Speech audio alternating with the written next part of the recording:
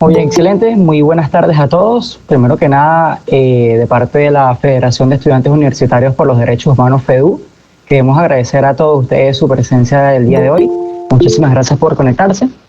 Queremos darle la bienvenida de parte de la FEDU en alianza con la organización Aula Abierta a este ciclo de charlas que les traemos y que comenzamos el día de hoy. Como sabemos ya, esta es la primera de 3 charlas que vamos a estar teniendo a través de Google Meet este primer sábado y los 2 sábados consiguientes para formarnos y conocer un poco más acerca de lo que es el tema de los derechos humanos en general y bueno, en la mano de grandes ponentes que vamos a tener para estas capacitaciones. Estas charlas vienen de parte de la FEDU en el marco de lo que es la Escuela para Activistas, el EPA, también de cara a lo que es la consolidación y la creación de un grupo de activistas, un núcleo de la FEDU también en Colombia. Y si bien esto está dirigido especialmente para los estudiantes colombianos, también bueno, tenemos la grata presencia de otros estudiantes de otras latitudes del continente americano, de otros varios países de América. Así que queremos dar la bienvenida a todos acá y gracias por estar conectados el día de hoy. La Federación de Estudiantes Universitarios por los Derechos Humanos, FEDU, nace en el año 2020 debido a que se veía claramente, o sea, vislumbraba la necesidad de crear un grupo de estudiantes, una federación de estudiantes que lograran generar incidencia y que se preocuparan precisamente por lo que es el tema de los derechos humanos, su promoción y la defensa también de la libertad académica dentro de lo que es el entorno universitario. Allí es donde nace la FEDU, la Federación de Estudiantes Universitarios por Derechos Humanos, y ahora de cara a la consolidación y creación de un núcleo en lo que es nuestra hermana República de Colombia. Actualmente la FEDU en Venezuela cuenta con presencia en las 4 regiones del país: región centro, región occidente, región Andes y región oriente.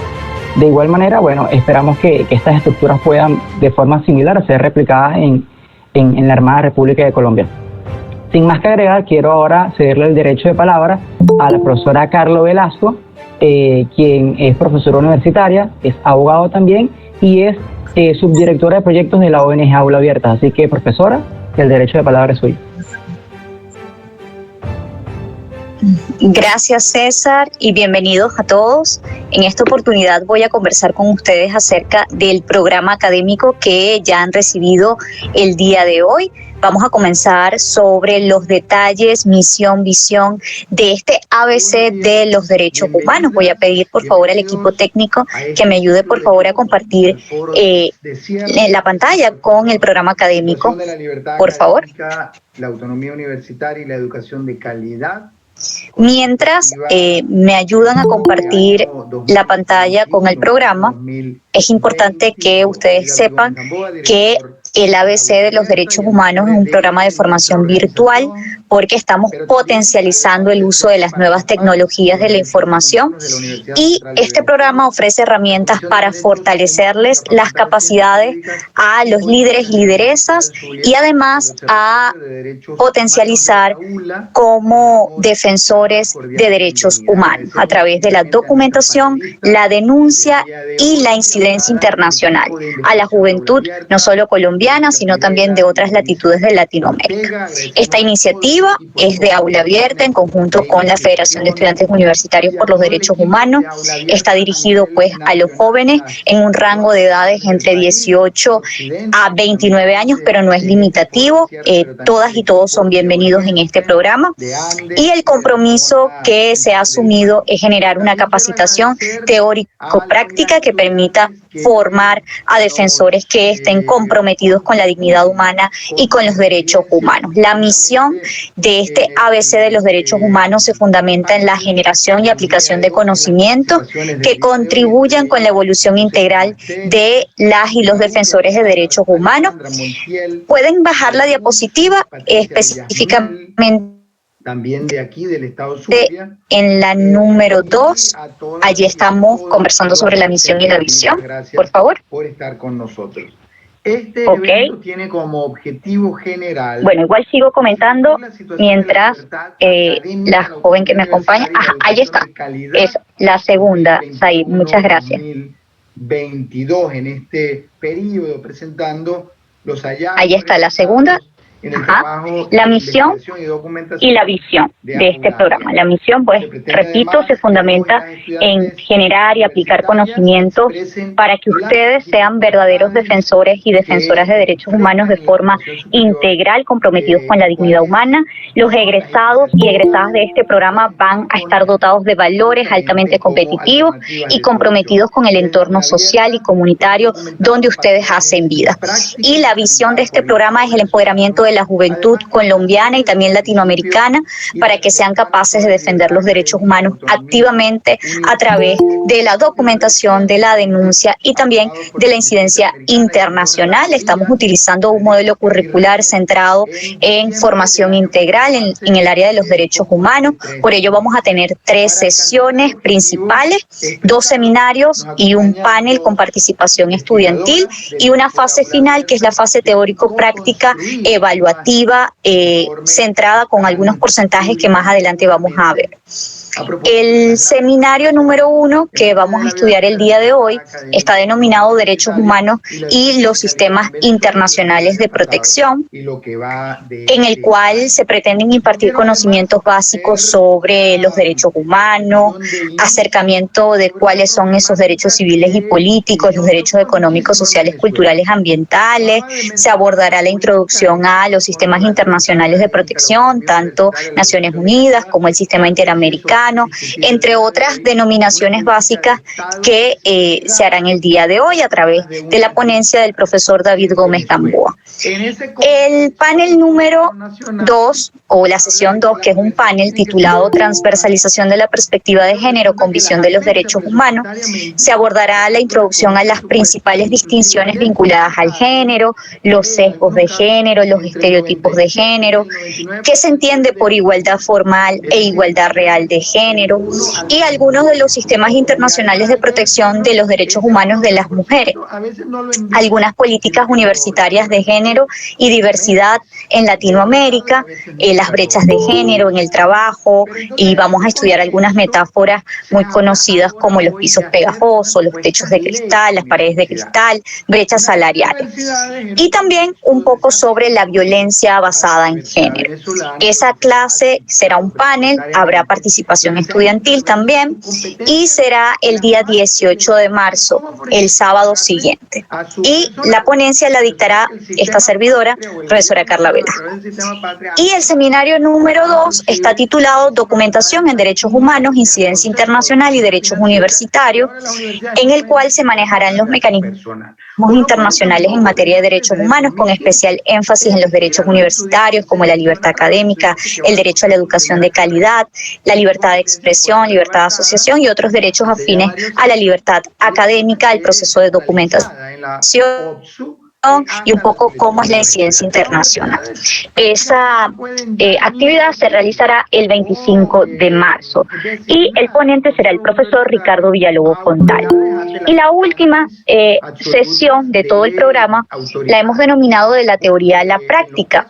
Es un espacio que ustedes van a poder realizar y será esa actividad evaluativa que tendremos al final del programa. Por eso las fechas de realización se encuentran desde el 1 al 15 de abril de este año. Es un espacio de aplicación de los conocimientos impartidos durante los seminarios y el panel que vamos a tener. Los participantes van a realizar una actividad de muestra o réplica. ¿En qué consiste? Bueno, ustedes elegirán un tema de todo lo que nosotros mencionemos en ambos seminarios y en el panel, y en la comunidad donde ustedes hacen vida, porque hemos visto sus perfiles del Google Form que ustedes han llenado y sabemos que son líderes o lideresas en las comunidades donde se encuentran. Y la idea es que ustedes puedan realizar como mini charlas o mini talleres a otros jóvenes de las comunidades o de los espacios universitarios donde ustedes se encuentran. Entonces, esa es la actividad que vamos a evaluar como de la teoría a la práctica. Más adelante, si me pueden ayudar, por favor, quien está compartiendo las diapositivas, a irnos a la lámina donde está el cuadro de la evaluación y la distribución de las horas académicas. En el programa ustedes van a ver la justificación, porque este programa, con algunas datas de lo que ha sucedido en Venezuela y en Colombia, y por qué hemos decidido hacer este programa ABC de los Derechos Humanos. Pero por cuestión de tiempo, hoy vamos a explicar solo el contenido y la evaluación. La evaluación, como pueden ver en la presentación, consiste en una primera parte, que son cuestionarios virtuales. Una vez que termine cada sesión, van a tener un cuestionario virtual y podrán iniciar el cuestionario el lunes hábil siguiente. Ejemplo, el día de hoy terminamos el seminario 1 y el cuestionario virtual estará hábil a partir del día lunes. ¿Okay? A partir del día del lunes ustedes van a tener toda la semana para completar ese cuestionario virtual. Es un cuestionario muy sencillo, con preguntas cerradas de verdadero y falso o selección simple, donde ustedes van a destacar efectivamente los conocimientos que aprendieron. ¿Okay? El panel número 1, o el panel que tendremos, el único panel que tendremos, también tiene un cuestionario virtual y, repito, será el sábado 18 de marzo y el cuestionario estará hábil a partir del día lunes de esa semana y contarán pues con 7 días para poder realizarlo. Y lo mismo con el seminario número 2, tendrá un cuestionario virtual y estará habilitado el día lunes siguiente de la clase. La clase son los sábados, repito, entonces los cuestionarios estarán habilitados a partir del día lunes. Otro de los ítems de evaluación es la asistencia. Evaluaremos entonces el 80% de las clases, es decir, asistir a los dos de forma presencial, ya sea a los 2 seminarios o al panel o a un seminario y un panel. Lo ideal, por supuesto, es que ustedes asistan a las 3 sesiones. Y la actividad de réplica o muestra en su comunidad, que es la sesión de la teoría a la práctica, tiene una ponderación de 6 puntos, es decir, el porcentaje más alto, un 30% de todo el programa, donde ustedes, repito, tendrán que escoger un área temática de lo que van a estudiar durante el programa y realizar un mini taller, por eso lo hemos llamado réplica o muestra, a otros grupos de estudiantes, y nosotros le vamos a explicar a través de un Google Form cuáles son los ítems que tienen que llenar. Por ejemplo, anexar una lista de asistencia, es decir, bueno, le dimos la charla a 2 estudiantes, entonces en el Google Form ustedes anotan las 2 personas que asistieron a esa mini charla que ustedes van a dar, alguna fotografía, como para probar que usted... Te cedo la palabra para que inicies con tu disertación. Adelante. Muchas gracias, Carla. Dame un segundo para colocar la presentación. Y buenos días a todos.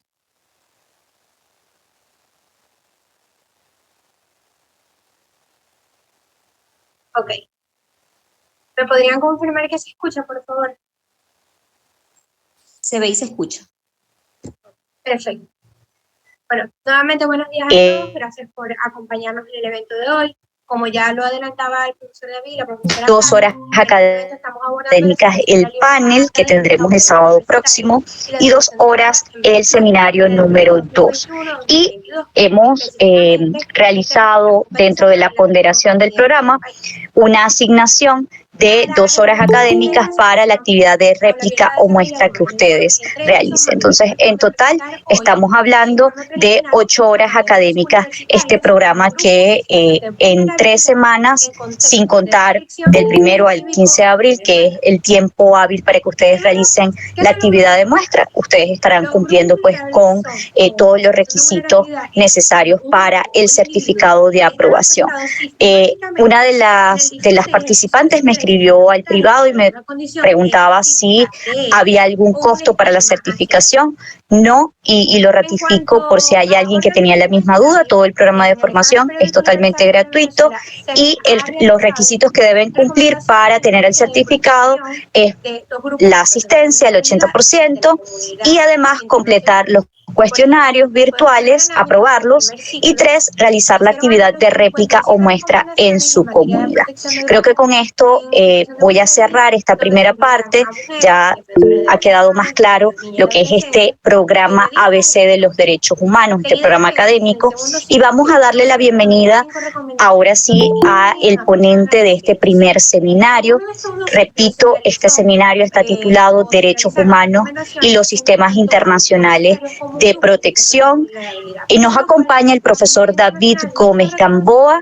Él es abogado, periodista, doctor en ciencias políticas, director de la organización no gubernamental Aula Abierta, fundada en 2014 y dedicada a la promoción y defensa de los derechos universitarios. Es profesor de la Universidad del Zulia, acá en Venezuela, en las áreas de derechos humanos y derecho internacional público.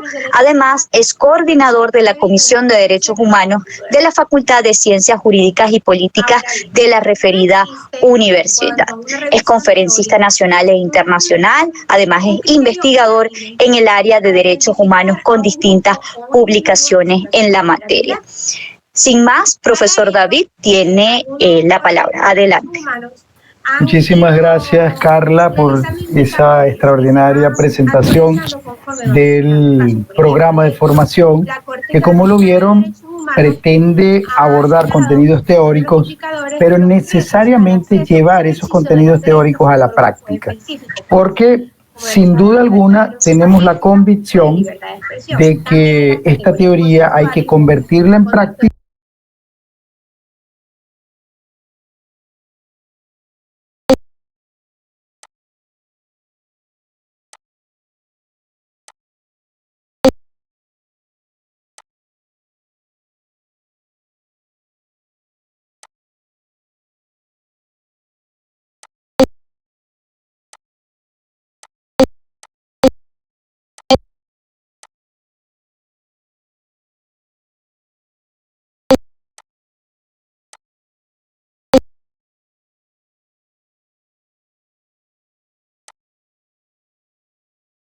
Presentación del programa de formación que, como lo vieron, pretende abordar contenidos teóricos, pero necesariamente llevar esos contenidos teóricos a la práctica, porque sin duda alguna tenemos la convicción de que esta teoría hay que convertirla en práctica justamente para poder traducir el respeto de los derechos humanos, la justiciabilidad de los derechos humanos en nuestras vidas. Estamos muy contentos desde Aula Abierta y la FDU al ver que hay sobre todo estudiantes universitarios, pero también ciudadanos y ciudadanas de la sociedad civil, no solo desde Colombia, Venezuela, distintos otros países latinoamericanos. Y esto nos contenta mucho porque refleja un interés fundamental justamente en conocer qué son los derechos humanos y cómo se pueden respetar y garantizar. Las personas que abrieron sus cámaras las pueden cerrar, básicamente para garantizar pues una mayor conexión. La mía obviamente mientras esté hablando la voy a tener abierta. Y la metodología que también usamos es la revisión y análisis de 3 periódicos de protesta. Profe, está muteado. Que son los años 2014, 2017 y 2019, donde se pudo determinar que en distintas zonas del país los cuerpos de seguridad... ¿En cuanto me escucharon o todo lo que hablé? Cuando los manifestantes eran... Nadie me escuchó. Podemos comenzar con los retos en el ejercicio... Sí, se le escuchó, profesor. Se escuchó perfecto. Ok, bien. No, yo no escuché, profesora. ¿Antes me escuchaban No. o...? Oh, wow. Sí, profesor, sí le escuchamos.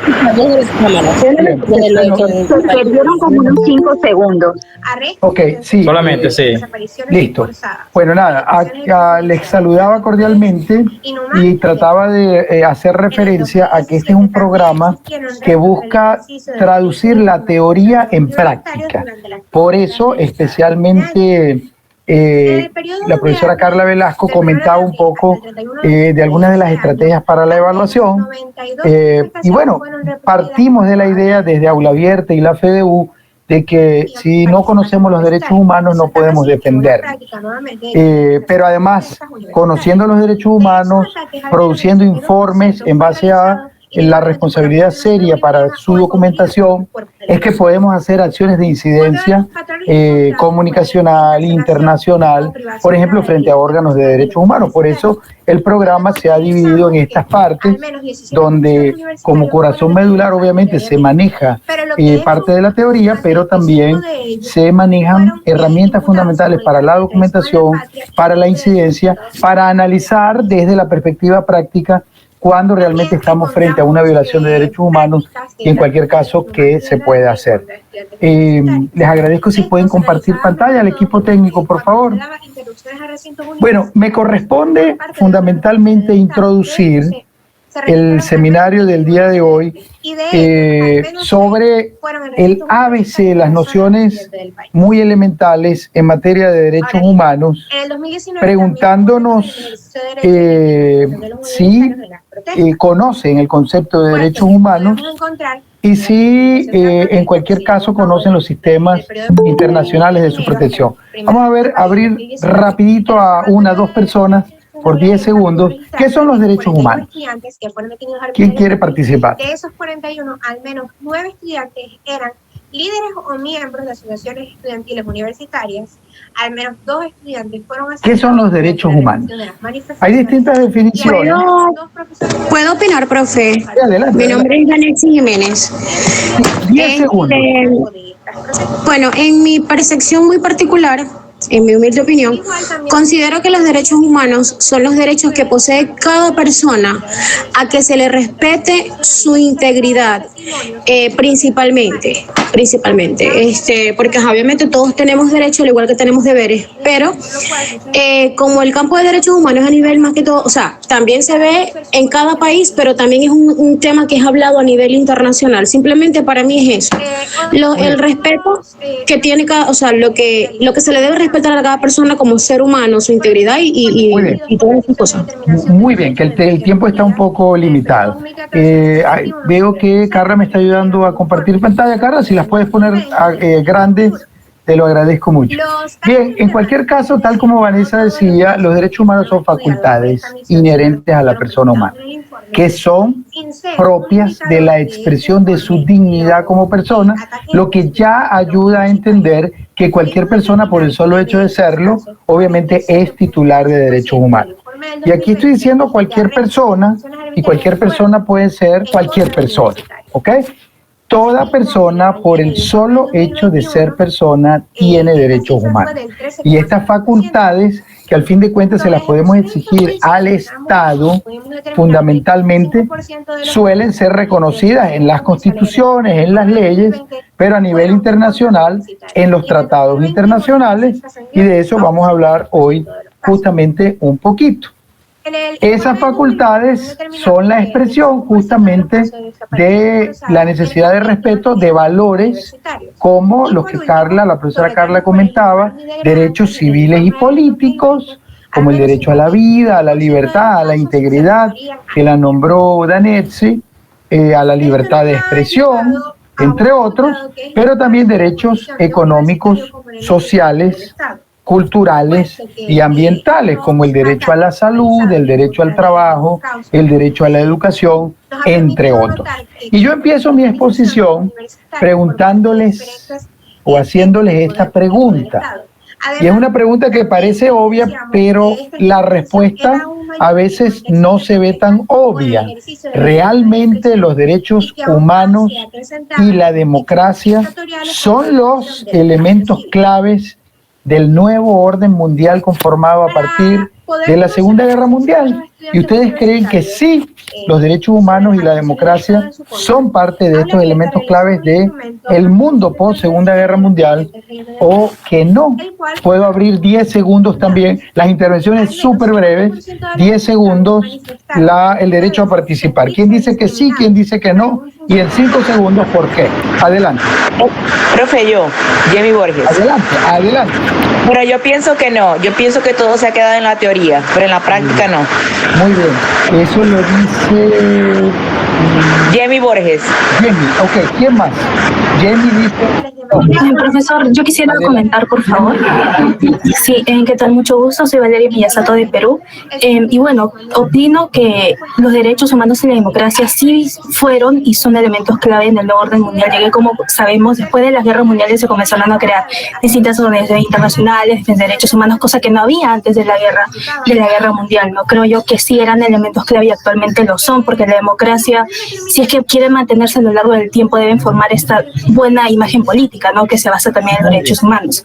Creo yo que esa es la respuesta, ¿no? ¿Alguien más? Una tercera intervención rápida, 10 segundos. No pida la palabra, el que empiece a hablar primero es el que tiene la palabra. Adelante. Profe, hola, buenas tardes. Profe, yo diría que después de la Segunda Guerra Mundial, a favor de los derechos humanos y la democracia y el derecho de los derechos humanos y la protección, obviamente aquí en Venezuela pues se ha como desinteresado la parte universal de todos los seres humanos, porque aquí obviamente los derechos humanos a veces ni existen aquí en Venezuela. O sea, los derechos humanos no se respetan según tu apreciación, tal como lo decía la primera participante. Bueno, vamos a pasar la lámina y esta pregunta la van a tener allí más bien en sus mentes y la van a ir respondiendo conforme empecemos a desarrollar parte de los contenidos del día de hoy. Allí en la lámina ven una imagen muy dura que es una imagen tomada de un documental llamado Noche y Niebla de Alain René, un documental publicado unos años después de la finalización de la Segunda Guerra Mundial, con imágenes dantescas justamente que se tomaron en los campos de concentración y imágenes en general tomadas a propósito de la barbarie y la violación de los derechos más elementales y de la dignidad humana en el contexto de la Segunda Guerra Mundial. Es un documental que les recomiendo que vean, se los podemos inclusive compartir el link, pero probablemente todas y todos en películas como El pianista o La lista de Schindler o La vida es bella o El niño de la pijama de rayas o alguna otra habrán podido compenetrarse un poco desde la cinematografía con lo que fue la Segunda Guerra Mundial. La Segunda Guerra Mundial dejó más de 40 millones de muertos. Algunos investigadores inclusive reflejan que el número de muertes fue mucho mayor. Y hablar en la década de los 40 de 40 millones de muertos es una cifra espantosa. Pero no solo es espantosa desde el punto de vista cuantitativo, sino que ocurrieron en el contexto de la Segunda Guerra Mundial unas violaciones espeluznantes. Las cámaras de gases que mataban a miles de personas. Luego con las personas además se hacían objetos decorativos. Por ejemplo, en los memoriales a los campos de concentración, en el Museo del Holocausto, por ejemplo, o en algunos espacios que han quedado justamente para tener como un espacio para dedicar la memoria a las víctimas, por ejemplo, en Estrasburgo, en Auschwitz, etcétera. Hay exhibidas lámparas hechas con piel humana, por ejemplo, o inclusive en el Museo del Holocausto en Washington, en Estados Unidos, hay exhibidos unos instrumentos para medir la distancia perfecta, y fíjense que lo digo así, la distancia perfecta de la nariz, la prolongación perfecta de la nariz, o la distancia perfecta entre la frente y la quijada. Es decir, a la gente se le medía con instrumentos de medida para ver si pertenecían a la raza pura, y el que no, en consecuencia, era exterminable. Ahí en el contexto de la Segunda Guerra Mundial empezaron los experimentos que dieron, por cierto, paso a la hoy ingeniería genética, con esterilizaciones que se hacían al rojo vivo. A la gente además le arrancaban la piel al rojo vivo y hacían con esta piel al nombramiento de Jesús Salón como vicerrector administrativo de Luz. Y esta misma situación se replicó en el año 2017 en la Universidad Centro Occidental Lisandro Alvarado, la UCLA, pero con respecto al nombramiento de la rectora de ese entonces, Nelly Velázquez. Esto ocurrió en septiembre de 2017. La siguiente lámina.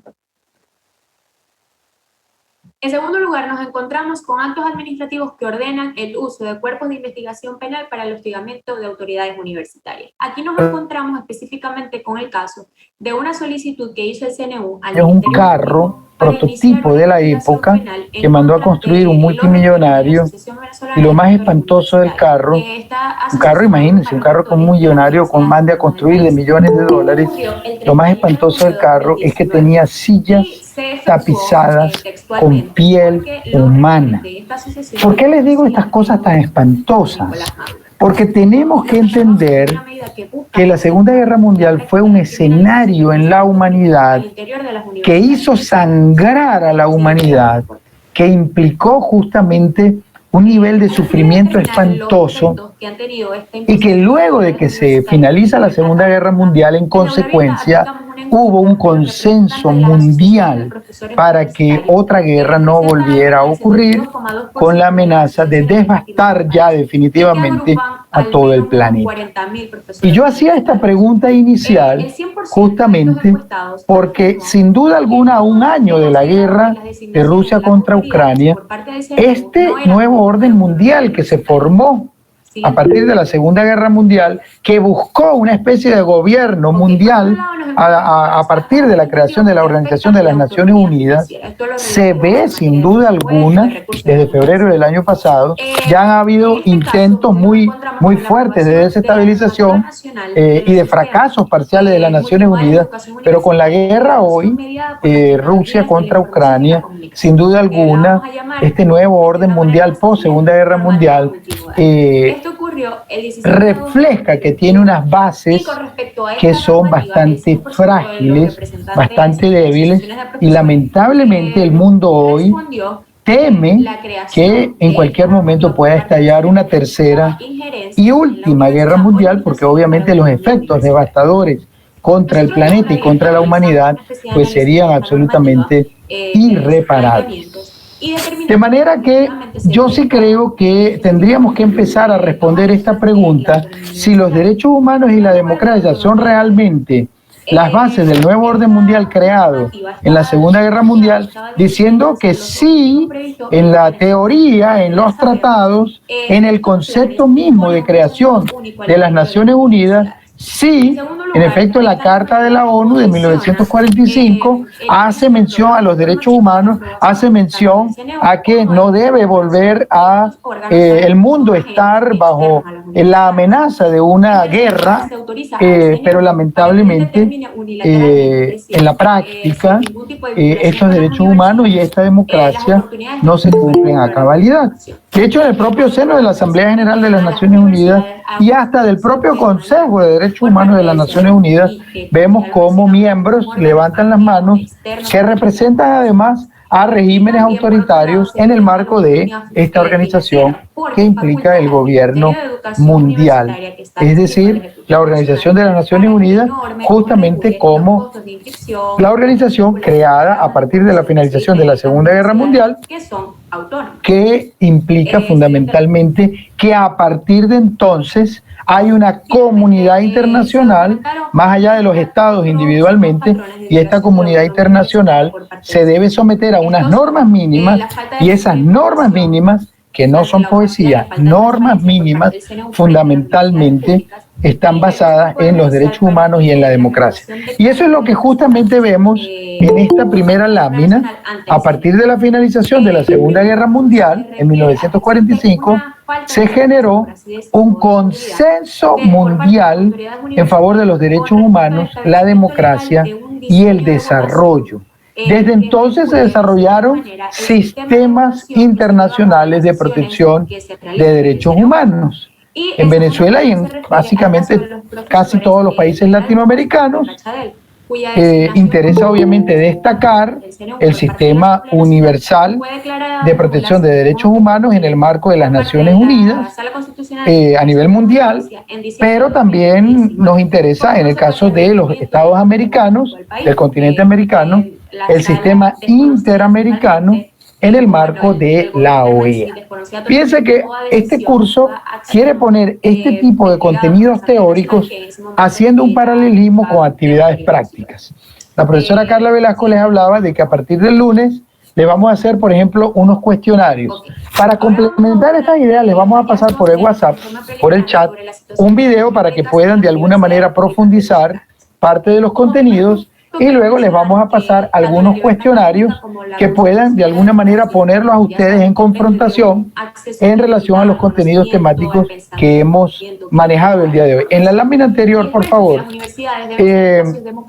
les decía que también lo práctico implica, y hay varios estudiantes colombianos allí, por favor, varios estudiantes colombianos que se inscribieron, de alguna manera nosotros preguntarnos cómo podemos contribuir entonces con el mandato de los órganos internacionales en materia de derechos humanos. Les estoy hablando de sistemas de protección de derechos humanos. Les nombré aquí en el número 1 al final el sistema universal que tiene básicamente distintos órganos en el marco de la ONU. Fíjense que uno de los mecanismos que se activan para Colombia, para Cuba, por ejemplo, para otros países, y cierra el lapso muy pronto, cierra el lapso el 5 de abril para enviar informes desde la sociedad civil, es el examen periódico universal. Y este examen periódico universal es un mecanismo muy interesante, luego vamos a hablar un poquito de eso, pero es un mecanismo que nos llama a la sociedad civil a organizarnos para poder enviar contribuciones para que a través de esos informes, efectivamente, que desde la sociedad civil, desde las ONGs, desde las universidades se envíen justamente al EPU, Examen Periódico Universal, en inglés UPR y UPR, de alguna manera son el contenido básico para que la comunidad mundial pueda evaluar a los distintos países que van a ser sometidos al examen. Colombia justamente es uno de esos países, Cuba es uno de esos países cuyo cuarto ciclo justamente para el EPU de estos países van a ser evaluados y el lapso de presentación de informes cierra en el 5 de abril, cierra en 2 semanas y media, no 3 semanas. ¿Ok? Bueno, la otra idea es el punto 2 que ven en la pantalla, que quiero decir es que en la Carta de las Naciones Unidas se menciona la importancia de los derechos humanos, pero no se mencionaban cuáles eran estos derechos humanos. Estos derechos humanos se mencionan 3 años después, en 1948, cuando se proclama la Declaración Universal de los Derechos Humanos. El día de hoy vamos a hacer un paneo así rápido de los artículos de la Declaración Universal que engloba tanto derechos civiles y políticos como la vida, como la libertad personal, como la libertad de expresión, como derechos económicos, sociales y culturales, como la salud, el trabajo. Aleska, abriste el micrófono, por favor, ciérralo, que soy interferencia. Valesca Marieli. Como derechos sociales, como la salud, el trabajo, la educación. La siguiente lámina, por favor. Entonces, ¿qué hemos dicho? Hemos dicho que la democracia y los derechos humanos sí son parte de las bases del ordenamiento mundial creado a partir de la Segunda Guerra Mundial, pero que lamentablemente siguen siendo desafíos, siguen siendo para algunos una utopía, que no se cumplen a pesar de que son normas jurídicas que los estados deben cumplir. Y que si los estados las incumplen, entonces estarían comprometiendo su responsabilidad internacional por la violación de estos derechos. Esa palabra responsabilidad internacional es clave porque entonces cuando nos enfrentamos a gobiernos que han violado los derechos humanos, estos gobiernos han comprometido la responsabilidad internacional de los estados y en consecuencia como personas podemos acudir a órganos internacionales para la defensa de nuestros derechos humanos. La tercera idea, número 3 de la que dice ahí en la pantalla. En el marco de la internacionalización de los derechos humanos, y aquí entonces hay una palabra clave, a partir de la Segunda Guerra Mundial, se crea la comunidad internacional en el marco de las Naciones Unidas que tiene a los derechos humanos como médula, como base. ¿Ok? Por eso a este periodo en la evolución de los derechos humanos se le reconoce como el de la internacionalización de los derechos humanos. Este periodo tuvo antecedentes. Por ejemplo, en el contexto de la Revolución Francesa se dictaron declaraciones, por ejemplo, la Declaración de Derechos del Hombre y del Ciudadano de 1789. Aníbal, tienes el audio prendido, por favor apagar el micrófono, cuidado con las interferencias, además estamos grabando para poder publicar la clase. Un punto importante aquí. Les decía entonces que a pesar de que hubo antecedentes en el siglo XVIII, por ejemplo con la Revolución Francesa, o en el siglo XIX y principios del XX con el auge de los derechos sociales a partir de las revoluciones de trabajadores, obreras, el auge del marxismo y los derechos sociales, no es sino en el periodo post-Segunda Guerra Mundial cuando se habla de la internacionalización de los derechos humanos. Por favor, apaguen las cámaras. Aníbal, tiene la cámara prendida para evitar que haya interferencia en la conexión. Sin embargo, este periodo de internacionalización de los derechos humanos desde 1945 implica que se empiece a crear toda una arquitectura normativa. Imagínense un edificio con muchísimos pisos. Esa arquitectura normativa en latín le podemos llamar corpus iuris, cuerpo jurídico en materia de derechos humanos.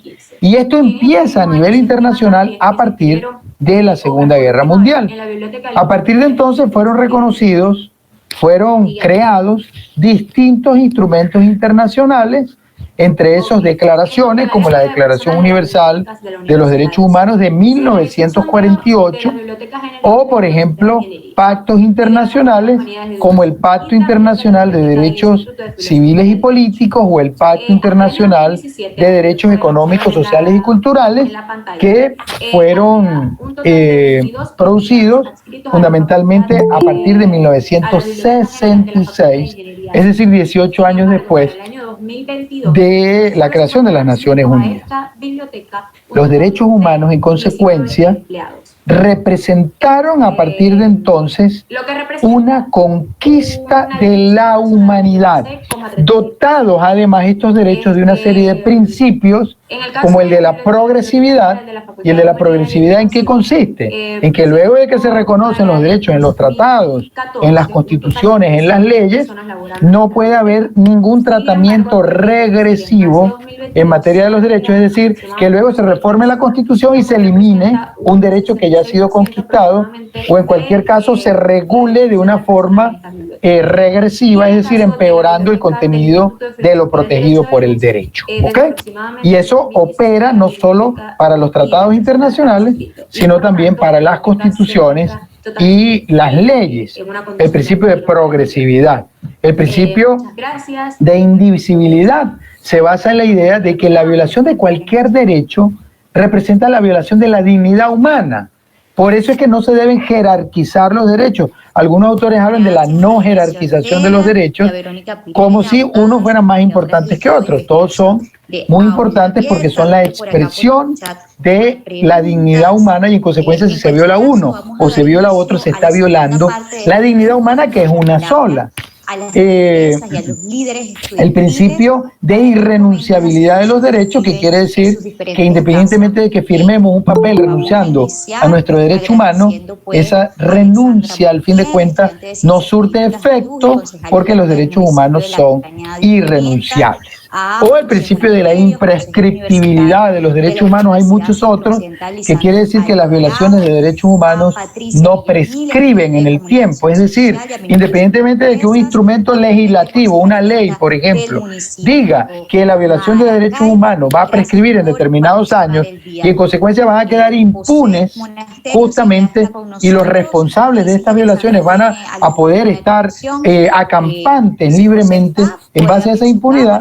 El principio de la imprescriptibilidad quiere decir que no prescriben, es decir, el transcurso del tiempo no borra la responsabilidad por haber cometido violaciones de derechos humanos, entre otros principios. Lo pueden revisar, inclusive googleando o revisando en Google académico o trabajos de profesores y profesoras universitarios, principios básicos en materia de derechos humanos, y les van a salir algunos de estos: progresividad, indivisibilidad, imprescriptibilidad, irrenunciabilidad, universalidad, que quiere decir que todos los seres humanos del planeta gozan de los derechos, independientemente de sus diferencias culturales, independientemente de los relativismos que puedan existir en algunas sociedades determinadas, independientemente de que los estados ratifiquen el tratado que reconoce X derecho o Y derecho, todos los seres humanos son dotados de dignidad y en consecuencia titulares de derechos, así dice la Declaración Universal de los Derechos Humanos.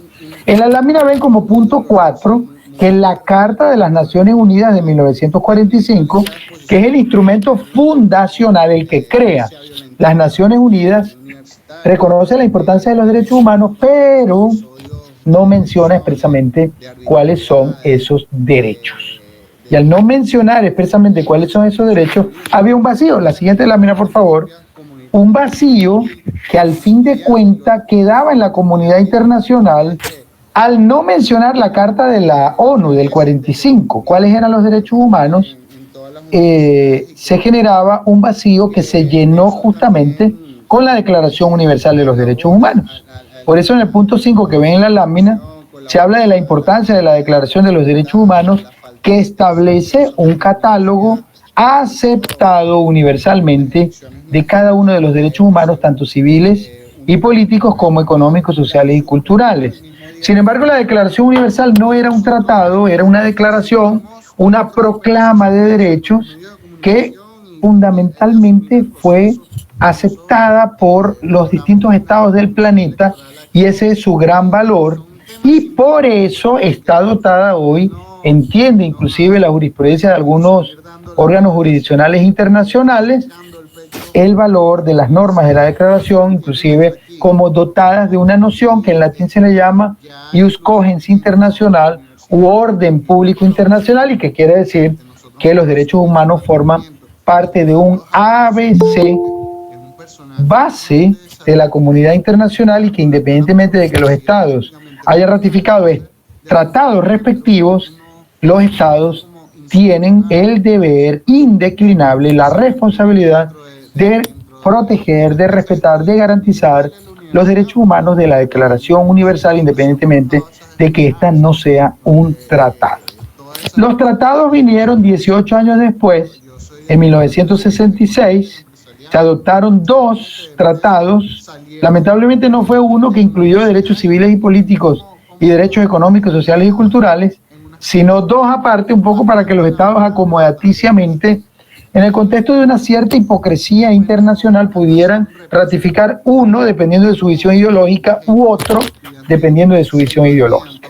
En 1966 se adoptaron el Pacto Internacional de Derechos Económicos, Sociales y Culturales, y el otro, el Pacto Internacional de Derechos Civiles y Políticos. Pero lo que quiero decir es que a partir de estos 2 instrumentos jurídicos internacionales se desarrollaron distintos instrumentos normativos, es decir, otros tratados que desarrollaron tanto derechos civiles y políticos como derechos económicos, sociales y culturales. En la lámina, las últimas líneas se cortan, si la ponen un poquitito más pequeña se lo agradecería mucho.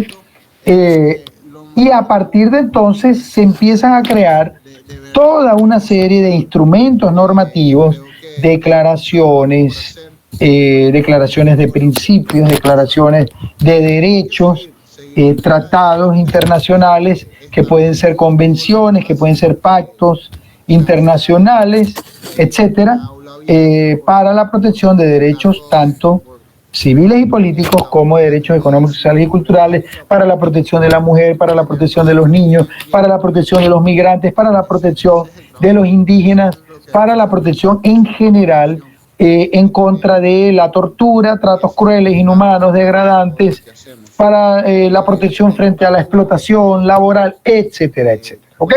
La siguiente lámina, por favor. Bueno, y entonces nos preguntamos en este contexto, como que la respuesta es obvia, pero no tan obvia. ¿Existen sistemas internacionales de protección de derechos humanos?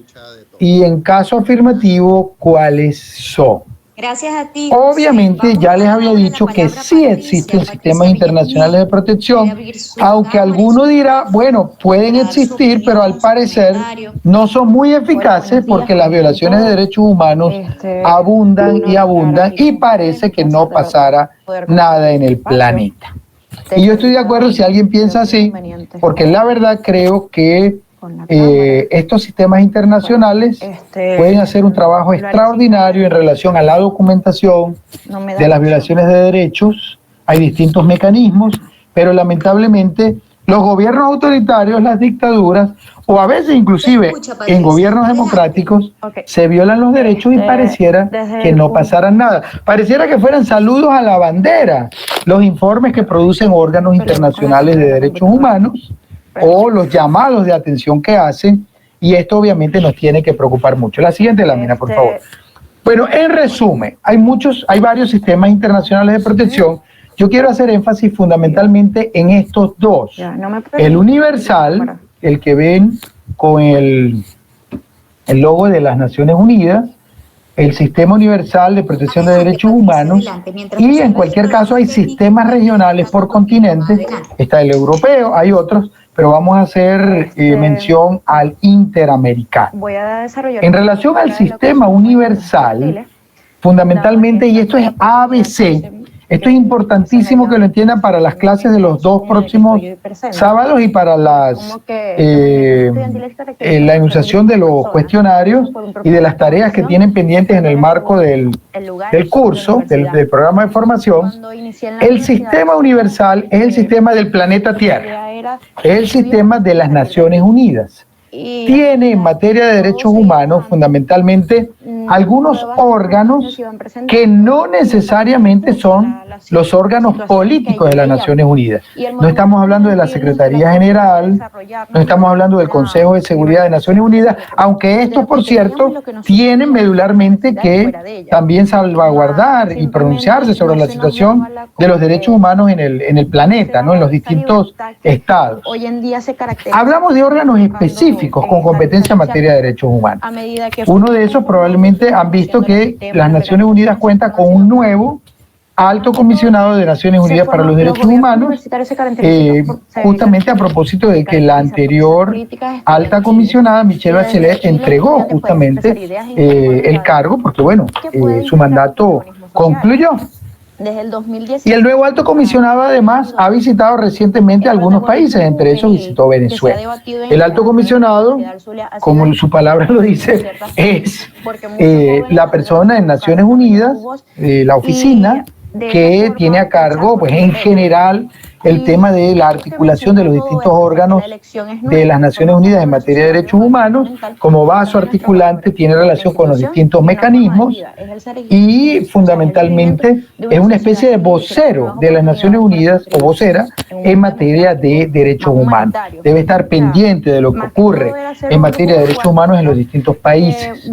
Y digo esto porque hay un informe que acaba de producir una organización hermana nuestra, Alerta Venezuela, que hace eco de las lecciones no aprendidas en materia de derechos humanos por parte de las Naciones Unidas, y hace referencia al caso venezolano, porque la organización es venezolana, pero hace referencia a momentos históricos que han significado fracaso de las Naciones Unidas en su actuar, en su interrelacionarse, por ejemplo, para prevenir grandes violaciones de derechos humanos.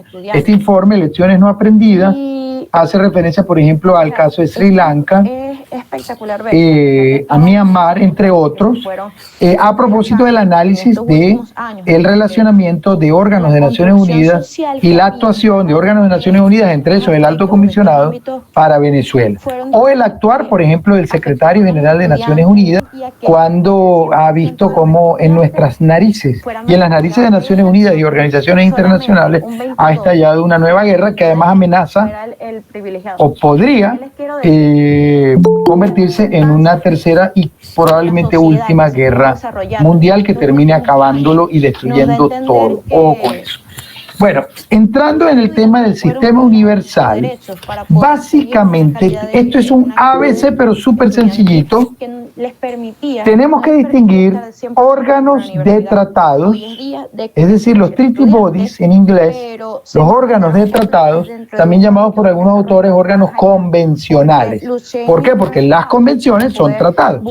Órganos convencionales o de tratados y mecanismos especiales, algunos les llaman mecanismos no convencionales, porque no se refieren directamente a convenciones específicas que crean al órgano, al comité, sino a otro tipo de mecanismos. Entonces, distingamos órganos de tratados o mecanismos convencionales de mecanismos especiales. ¿Ok? Dentro de los órganos de tratados tenemos a los comités, mientras que en relación a los mecanismos especiales son básicamente ventilados frente al Consejo de Derechos Humanos de las Naciones Unidas, que tiene sede fundamentalmente en Ginebra. Fíjense que las Naciones Unidas tiene dos sedes principales, una en Nueva York y una en Ginebra. Hay otras sedes de organismos, pero fundamentalmente de las propias Naciones Unidas, Ginebra, Nueva York. La sede política, fundamentalmente Secretaría General, Consejo de Seguridad, entre otras, Nueva York, mientras que la de los organismos u órganos de derechos humanos, fundamentalmente Ginebra, ¿ok? Entre otras, obviamente, las Naciones Unidas es como una tela de araña de cientos de órganos, oficinas sumamente complejas. Bueno, en relación al sistema universal, entonces hablamos, haciendo el comentario que hice del alto comisionado para los derechos humanos y de algunos otros que puedan tener agencias especializadas, etcétera, relación con los derechos humanos, hablemos fundamentalmente de órganos de tratados, que son los comités, y de mecanismos especiales, fundamentalmente. Esto se ventila frente al Consejo de Derechos Humanos, como por ejemplo el examen periódico universal, pero también hay mecanismos creados por el propio Consejo de Derechos Humanos, como relatorías, hay muchas relatorías, más de 40, hay expertos independientes, hay grupos de trabajo, entre otros mecanismos justamente para verificar la situación de los derechos humanos en determinados países. Por ejemplo, en Venezuela, en el 2019 se ha creado una misión, la misión de determinación de los hechos.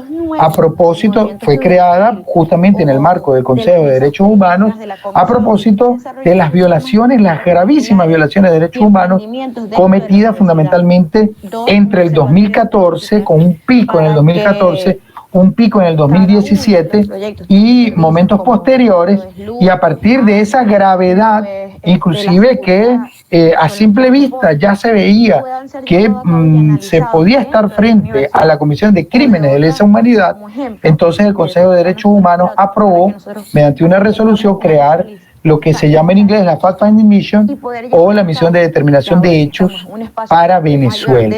En el caso de Nicaragua, ante las gravísimas violaciones cometidas a partir del 2018 por el régimen de Daniel Ortega, se creó, por ejemplo, también en el seno del Consejo de Derechos Humanos, una resolución que creó un grupo de expertos justamente para evaluar la situación de Nicaragua, por ejemplo. Entonces, hay en algunos países hay situaciones tan graves que el propio Consejo de Derechos Humanos puede crear mecanismos específicos para verificar las situaciones. Esos mecanismos tienen fechas. Por ejemplo, la Fact-Finding Mission para Venezuela, la misión de determinación de hechos, en principio se creó desde el 2019, pero por ejemplo el año pasado se le renovó el mandato, por ejemplo, porque efectivamente tienen periodos determinados de actuación. ¿Ok? Bueno, entonces el sistema universal tiene mecanismos. Vamos a pasar a la siguiente lámina para que veamos cuáles son los órganos de tratados, que básicamente son los comités o subcomités. La siguiente lámina. Bueno, yo creo que esa está ahí como mal ubicada esa lámina. Ok, esta sí. Básicamente hablamos de comités que se relacionan directamente con convenciones específicas, con tratados específicos que los han creado y que en consecuencia estos comités tienen el mandato de verificar el cumplimiento de esos tratados, de las normas de esos tratados en relación a los estados. Y si esos estados de alguna manera han incumplido con las normas de los tratados, pues llamarlos a capítulo, es decir, llamarlos a través de mecanismos de supervisión periódica cada cierto tiempo a que estos estados efectivamente puedan adecuarse la legislación, la constitución, las políticas públicas y su práctica en general con el respeto de los derechos humanos que contempla ese tratado. Está el Comité de Derechos Humanos, de Derechos Civiles y Políticos, está el Comité en relación al Pacto Internacional de Derechos Civiles y Políticos, está el Comité de Derechos Económicos, Sociales y Culturales en relación al Pacto Internacional de Derechos Económicos, Sociales y Culturales, está el Comité para la Eliminación de la Discriminación contra la Mujer en relación a la Convención, específicamente en materia de los derechos de la mujer, llamada la CEDAW, está el Comité de los Derechos del Niño para justamente verificar el cumplimiento de la Convención de los Derechos del Niño, y así distintos otros comités en materia de tortura, por ejemplo, en materia de desaparición forzada, en materia de personas con discapacidad, etc. Entonces, hay fundamentalmente unos comités que tienen unas funciones muy interesantes. Por ejemplo, interpretar los tratados. Esa interpretación la hacen a través de las observaciones generales, pero también pueden recibir peticiones o quejas individuales y ahí hacer como algún tipo de procedimiento, como si fuera un cuasi juez, pero también estos comités verifican el cumplimiento de los tratados en mecanismos periódicos de evaluación de los estados. Allí vamos a ver, por ejemplo, si me pueden bajar dos láminas, una lámina o dos láminas, vamos a ver las evaluaciones, por ejemplo, la siguiente que ha tenido Venezuela. Por ejemplo, en el 2014 se reunió el Comité de Derechos del Niño, pero también el Comité de Discriminación contra la Mujer, pero también el Comité contra la Tortura, y evaluaron a Venezuela. Por cierto, en las tres evaluaciones que acabo de nombrar, el Estado quedó absolutamente verificada la violación abrupta a los derechos humanos en general, sobre todo en el caso del Comité contra la Tortura, que tiene un círculo, porque pudimos asistir a esa evaluación. Si nos diera tiempo les pudiéramos poner algunos videos, pero bueno, lamentablemente no nos dará tiempo de hacerlo. En relación al Comité contra la Tortura, quedó evidenciada la política en general de impunidad, la práctica de tortura, tratos crueles, inhumanos, degradantes, la práctica de desaparición forzada, las detenciones arbitrarias, donde, por cierto, en este año llevamos casos sobre la violación que se cometió contra los y las universitarias, torturas generalizadas, detenciones generalizadas, arbitrarias, en general violencia contra la mujer, etcétera. Muchos de estos casos inclusive los ha documentado la Misión de Determinación de Hechos, por los cuales la Misión de Determinación de Hechos ha concluido que hay indicios muy graves que pueden hablar de la comisión de crímenes de lesa humanidad. En el 2015 se evaluó a Venezuela por parte del Comité de Derechos Civiles y Políticos o Comité de Derechos Humanos. En el 2015 también el Comité de Derechos Económicos, Sociales y Culturales, mientras que en el 2016 fue el segundo ciclo del examen periódico universal para Venezuela, el cual inclusive tuvo su tercer ciclo en el caso del 2021 y 2022. Vamos a ir a las láminas de arriba otra vez, porque ahí ya habla del EPU, las de arriba, por favor, para hablar entonces de los mecanismos especiales. Justamente son esos. No, arriba. La azul, la que tiene fondo azul, la número 2. Ok. Entonces, hablaba de los mecanismos de tratado que son los comités. No, la 12, por favor. Entonces, ¿qué son los comités? Pero les hablaba también de los mecanismos especiales frente al Consejo de Derechos Humanos. Dentro de estos destacamos las relatorías, los grupos de trabajo, los expertos independientes. Fíjense que hay muchas relatorías en distintas materias: libertad de expresión, derecho a la educación, torturas, tratos crueles, inhumanos, degradantes, minorías, para los derechos de la mujer, etcétera, etcétera, defensores de derechos humanos, independencia del Poder Judicial, etcétera, etcétera. Ok, hay más de 40 relatorías, en consecuencia tenemos que entender como sociedad civil que dependiendo de la vocación que tenga nuestra organización, el interés que tengamos en relación a los determinados derechos, debemos ir construyendo un vínculo. Y lo otro es que hay que entender, eso lo van a ver más bien en las próximas clases, que a estas relatorías uno se les aproxima cumpliendo los procedimientos que estos establecen. ¿Crees que necesitan Una vez yo me entrevisté con un relator, con el relator de Libertad de Asociación, Clement Boulet, y le comentaba que desde Aula Abierta le habíamos enviado una serie de informes y que qué opinión tenía al respecto. Además se lo enviamos muchas veces y por mucho tiempo, eso fue hace años. Y Clement me decía, David, qué pena, pero la relatoría no tiene cuenta de haber recibido esos informes. Yo le decía, ¿cómo que no? Te lo enviamos hace un mes, hace 2 meses, hace 3 meses. Y él me decía que no tenía. Llamó al asistente y efectivamente la asistente confirmó que no tenía información de esos informes. Luego revisamos y yo le muestro los emails donde yo le demostraba que le había adjuntado los informes. Y él me dice, wow, David, qué pena, pero es que los correos electrónicos no es el mecanismo que nosotros usamos para ser informados oficialmente sobre determinadas situaciones. Hay unos procedimientos específicos que se tienen que levantar desde la página web, anexando allí las cartas de autorización y consentimiento, anexando pruebas, anexando los relatos de las denuncias, para que la relatoría efectivamente pueda entender que está recibiendo efectivamente denuncias en concreto. ¿Ok? Entonces, voy a cerrar esta parte. No, es verdad que todos tenemos los derechos inherentes, ¿no? Derecho a la vida, derecho a la defensa, todos los derechos que ya conocemos. ¿Qué opina usted con lo que dice el presidente Bukele, que los derechos humanos de las víctimas son más importantes que los derechos humanos de los victimarios, por así decirlo? Correcto, muy buena pregunta. ¿Alguien más, por favor?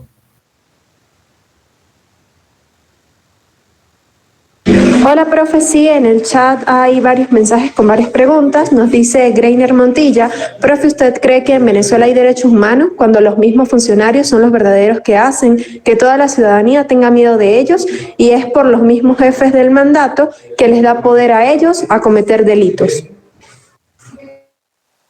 Bueno, ambas preguntas son muy importantes. La segunda nos permite recordar que efectivamente hablamos de violación de derechos humanos cuando el Estado, a través de sus organismos, a través de sus gobiernos, los ministros, los diputados, los representantes de alguna u otra oficina, por ahí hay otra manito levantada, ya le doy la palabra, violan estos derechos. Los pueden violar a través de acciones, matar por parte de las policías, detener arbitrariamente, o también puede ser a través de omisiones. Es decir, cuando el Estado, por ejemplo, no construye escuelas, viola el derecho a la educación, o no construye o dota hospitales, viola el derecho a la salud. Obviamente se violan en todos los países.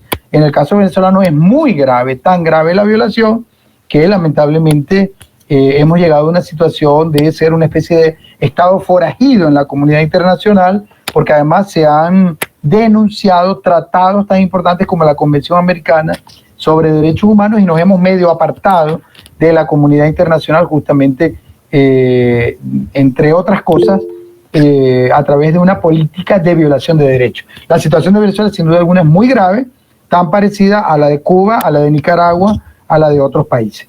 En relación a la pregunta de Bukele, también tiene mucha relación porque efectivamente esta jerarquización de derechos y de personas, como si hubiera personas que sí tienen dignidad y otras que no tienen dignidad, en boca de Bukele, las personas que han cometido algún tipo de acciones delincuenciales, como si no tuvieran derechos humanos y en consecuencia hay que matarlos, hay que exterminarlos, y la gente aplaude eso. Esa es una de las cosas más graves, como si estuviéramos en la barbarie, en una sociedad bárbara donde inclusive se somete a una asamblea pública el exterminio de otros conciudadanos.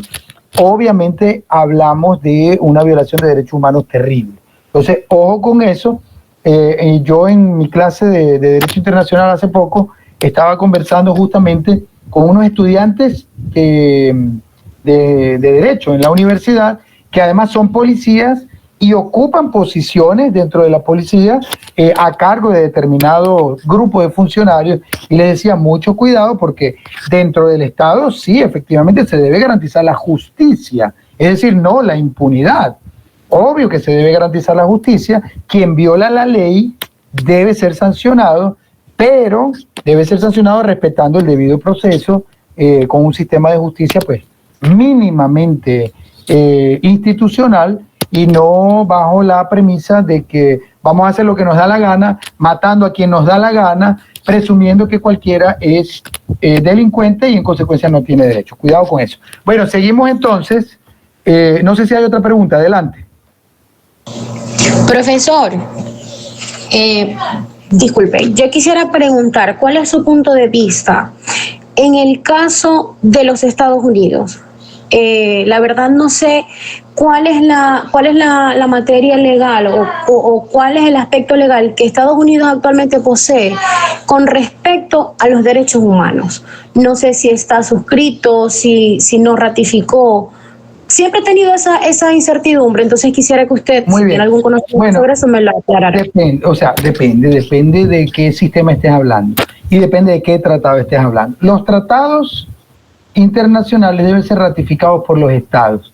Hay muchísimos tratados, muchísimos, yo no sé cuántos, muchísimos tratados.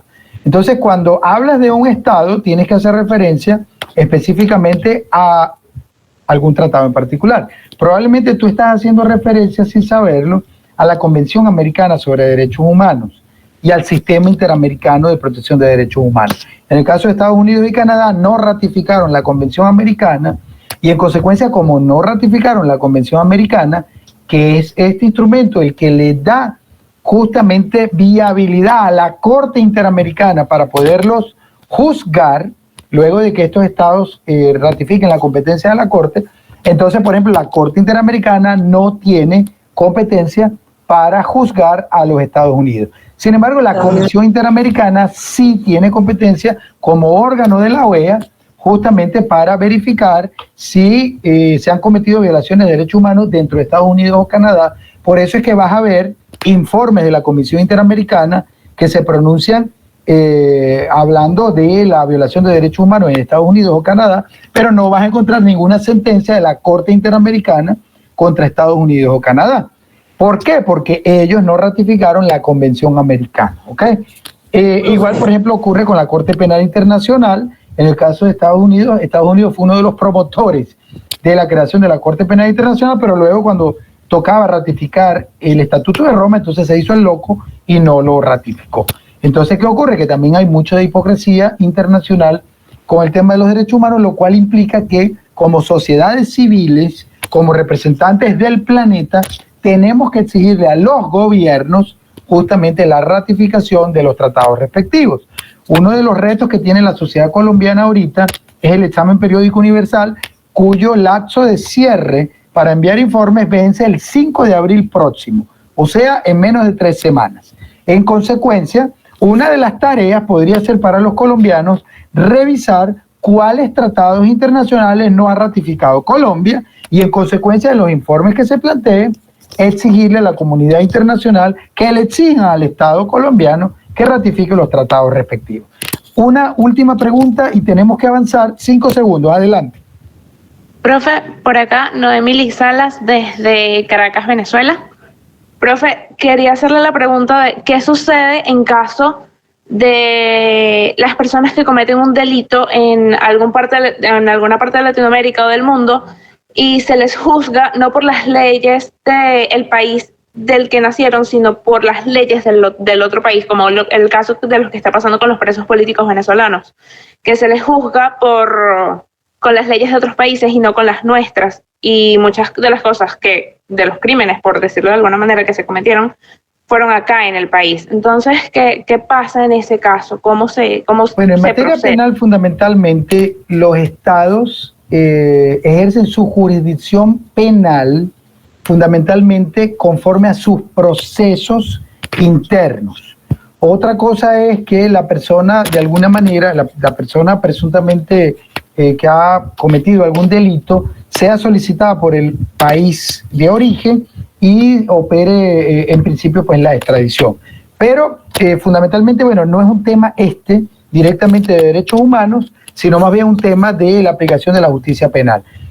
Podría ser muy interesante en cualquier caso entender el valor de complementariedad que puede tener, por ejemplo, una Corte Penal Internacional, justamente en relación a los crímenes de lesa humanidad, por ejemplo, o genocidio, crímenes de guerra, etcétera, cometidos en un Estado, donde dentro de ese Estado no haya la declaratoria de responsabilidad penal por estos crímenes, o sea, haya impunidad. Y en consecuencia, como el Estado, que debe garantizar que haya justicia, no hizo justicia, sino garantizó la impunidad, entonces allí, complementariamente, por ejemplo, una Corte Internacional Penal, como la CPI, la Corte Penal Internacional, entonces podría conocer efectivamente los casos. En el caso colombiano, por ejemplo, la Corte Penal Internacional, la Fiscalía, desarrolló una investigación por muchos años contra algunos actores colombianos y recientemente, hace algunos meses, efectivamente se determinó el cierre porque, entre comillas, la justicia penal colombiana estaba trabajando en relación a juzgar, y lo pongo entre comillas porque inclusive hay muchas posiciones encontradas al respecto, a juzgar a los presuntos responsables. En el caso venezolano, la fase de investigación sigue. Por cierto, la Corte Penal Internacional ha publicado un formulario para oír a las víctimas, que cerró, por cierto, ahorita, el 7 de marzo, es decir, hace unos días, y está en plena fase, que bueno, no se sabe finalmente cuáles serán las resultas de esta fase para las próximas semanas. Bueno, tengo que avanzar porque ya tengo que ir terminando en unos minutos. La siguiente lámina, por favor.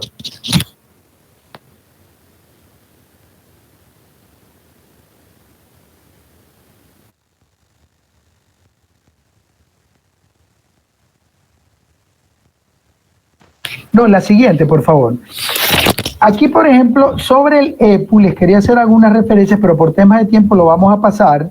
Sí interesa mucho que nuestros participantes colombianos entiendan la responsabilidad que tenemos. Déjala ahí un momentito, porfa. Como sociedad civil en relación al EPU, que tiene varias fases, es un mecanismo que cada 5 años y medio, se activa para evaluar a los estados. Es decir, si no participan ahorita antes del 5 de abril, y quieren participar, tienen que esperar 5 años más. De manera que es muy importante tratar de verificar en las áreas de interés cómo podemos hacer contribuciones para que la comunidad internacional, o sea, los otros países, cuando a Colombia le toque el turno de ser evaluado, les pueden hacer preguntas, les pueden hacer recomendaciones en relación a los derechos que se evalúan, que son fundamentalmente todos, tanto derechos civiles y políticos, como derechos económicos, sociales y culturales. La siguiente lámina, por favor. Allí van a ver algunas referencias que preparó una organización hermana que se llama Civilis para Venezuela, sobre el EPU para Venezuela, que se realizó entre el 2021 y el 2022, en relación a las recomendaciones hechas, en relación a las que fueron aceptadas por el Estado venezolano y a las que no fueron aceptadas por el Estado venezolano. En cualquier caso, esas referencias se las dejo, las pueden leer con calmita en las láminas que se les están compartiendo a ustedes. Vamos a concluir la clase de hoy con una enunciación rápida de los derechos humanos, tanto los derechos civiles y políticos como los derechos económicos, sociales, culturales y ambientales. La siguiente, por favor, haciendo referencia específica a la Declaración Universal de los Derechos Humanos, que ya ustedes lo saben, fundamentalmente es la declaración marco en la comunidad internacional, el primer instrumento que recogió derechos humanos, tanto civiles y políticos como económicos, sociales y culturales en el planeta, y fue fundamentalmente producido luego de la discusión de 3 años, luego de la finalización de la Segunda Guerra Mundial, que fue en 1945, y la Declaración Universal aprobada en 1948, el 10 de diciembre del 48.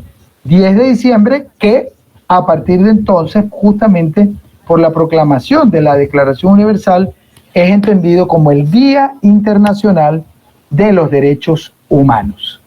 Antes de empezar con la lectura rápida de los derechos de la Declaración, debo recordar que los sistemas internacionales de protección no solo son los que de alguna manera acabo de rápidamente esbozar de Naciones Unidas, que tiene, ya saben, órganos de tratados como los comités o mecanismos especiales como las relatorías, los expertos independientes, los grupos de trabajo, sino que también hay mecanismos regionales a través de sistemas regionales de protección.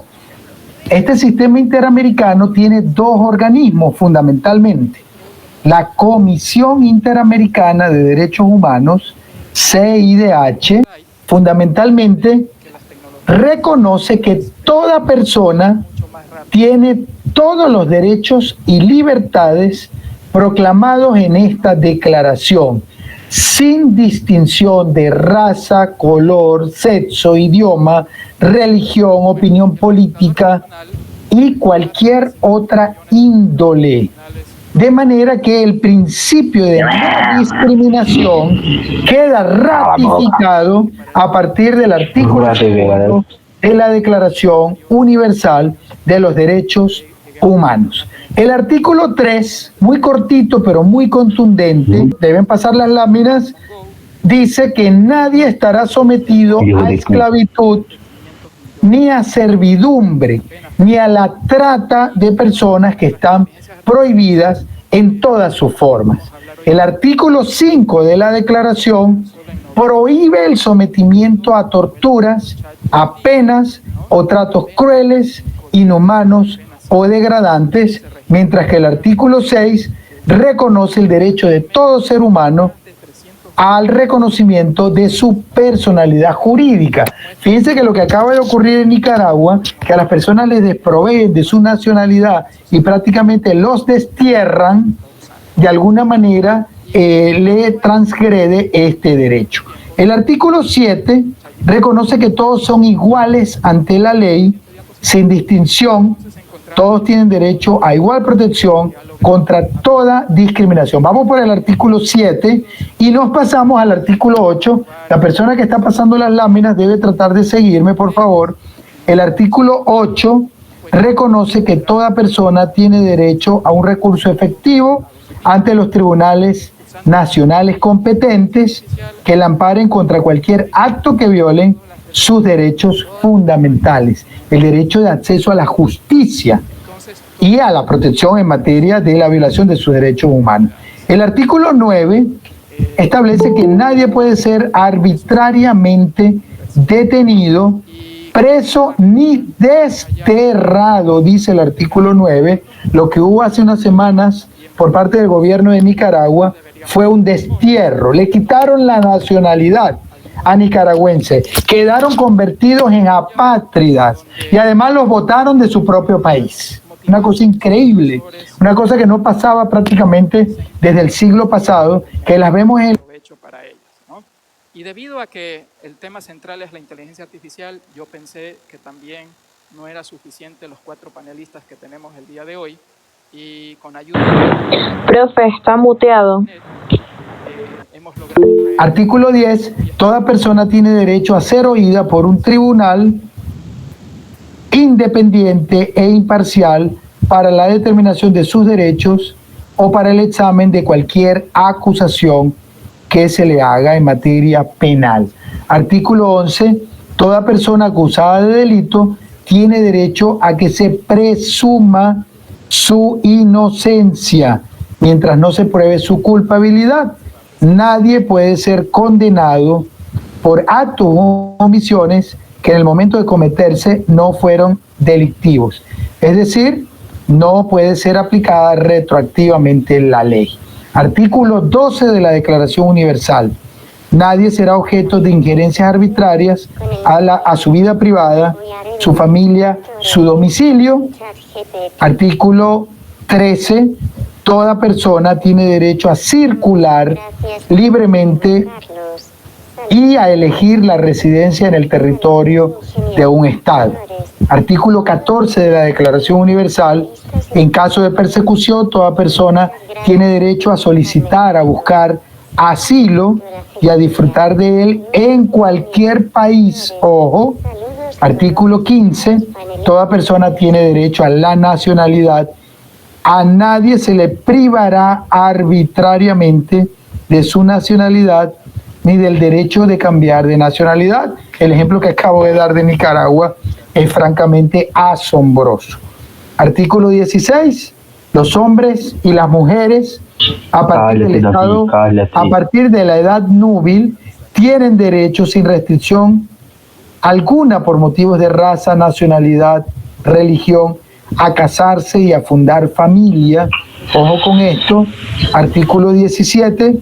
Toda persona tiene derecho a la propiedad, está consagrado en la Declaración Universal. Nadie será privado arbitrariamente de su propiedad. Ojo con esto. Ojo con las confiscaciones y expropiaciones que hacen de forma arbitraria gobiernos autoritarios. Artículo 18 de la Declaración Universal, derecho a la libertad de pensamiento, de conciencia y de religión, lo cual incluye la libertad de cambiar de religión o de creencia, o de manifestar tu religión o creencia de forma individual o colectivamente. Artículo 19 de la Declaración Universal. Todo individuo tiene derecho a la libertad de opinión y de expresión. Este derecho incluye el de no ser molestado a causa de las opiniones, el de investigar y recibir informaciones y opiniones y de difundirlas sin limitación de fronteras y por cualquier medio de expresión. A través del arte, a través de la cultura, a través de una manifestación, a través de un libro, a través de la vocería pública, etcétera, etcétera. Y este derecho es uno de los que fundamentalmente cuando habla de investigar se ha ligado, se ha vinculado, por ejemplo, a la libertad académica en relación a el trabajo de investigación que pueden hacer los universitarios para producir conocimiento científico. Ojo con esto. En la tercera sesión del sábado, el siguiente al siguiente, vamos a hablar un poquito de los derechos de los y las universitarias. Uno de estos, la libertad académica, y el profesor Ricardo va a vincular como basamentos justamente este derecho que acabamos de decir, o el artículo 19 del Pacto Internacional de Derechos Civiles y Políticos, que habla de la libertad de expresión también, el artículo 13 de la Convención Americana. Pero también se puede vincular con el derecho a la educación, por ejemplo. El artículo 20. Toda persona tiene derecho a la reunión y asociación pacífica. Nadie puede ser obligado a pertenecer a una asociación. Y tampoco puede ser limitado ilegítimamente, arbitrariamente, en el derecho que tienen para asociarse. Artículo 21. Toda persona tiene derecho a participar en el gobierno de su país, derechos políticos, por medio de representantes o directamente.